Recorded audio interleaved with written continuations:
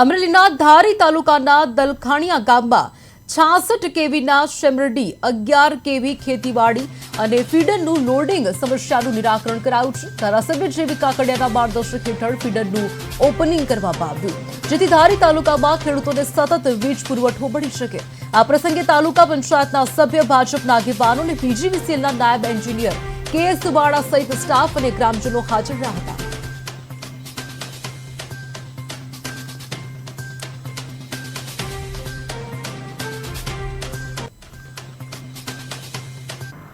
ફીડરના વિભાજન કરી અને પાણીયા ફીડર એક અલગ કરેલ છે।